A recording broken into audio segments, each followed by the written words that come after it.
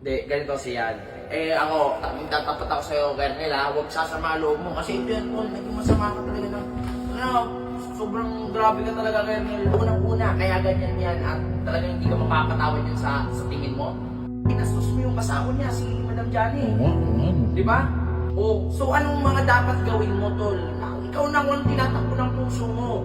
Sa tingin ko naman papatawad ka kahit nasasabi niya yung mga bagay na yun, Tol. Kahit ako mag-iisip ako, Tol, na kung ako si Robert Tol, nagpapanggap ka lang. Eto pa, isa pa to, bibigyan pa kita, yung kikulin.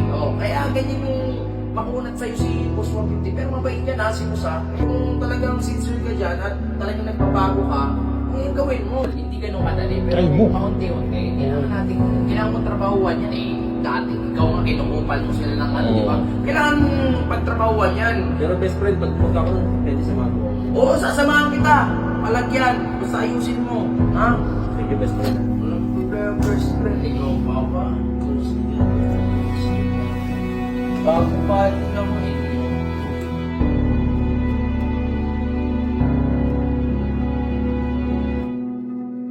Friend? Ay, pasok!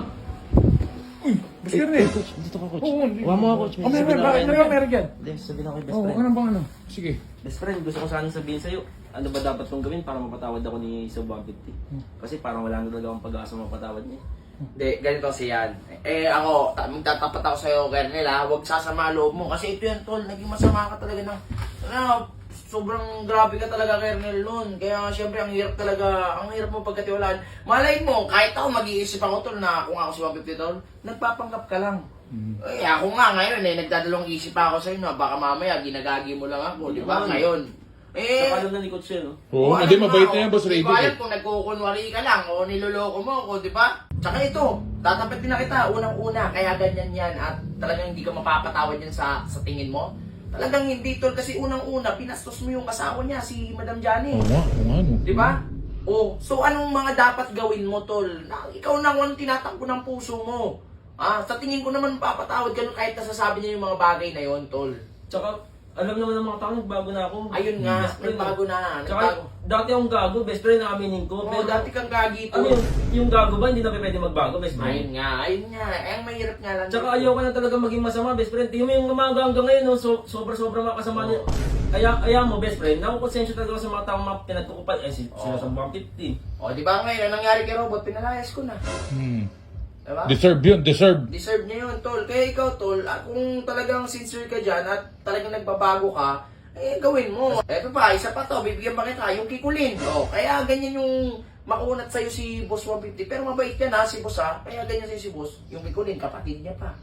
Diba, ang ginawa mo doon, parang binabastos mo. Pero best friend, baka ikaw lang talaga makatulong sa akin eh. Baka kailangan ko talaga mong sorry sa Tol, kanya. walang problema kung kailangan mo ng tulong ko. Dito lang naman ako, pre. Siyempre, matagal ko na nakasama yan si Sob. Tumira na ako dun sa kanya. Kung ako sa'yo, para makabawi-bawi ka sa kanya, pagluto mo siya. Ay, Ang oo. paborito niya, Ang favorite niya, best friend. corned beef. Ay, oo, corned beef. Paborito niya yun. Okay na. Diba? Mapapatawad na kaya ako nun? Best Tol, friend. hindi ganun kadali, pero Try mo. paunti-unti, kailangan mong trabahuan yan dati, ikaw nga kinukupal mo sila ng ano, di ba? Kailangan mong pagtrabahuan yan. Pero best friend, pag pumunta ako nun, pwede samahan mo ako ulit. Oo, sasamahan kita. Palagyan. Basta ayusin mo. Ha? Sige, best friend ha. Walang problema, best friend. Ikaw pa ba? Coach, liga rito. Sige pa. Bababa din ako, mo tubig eh.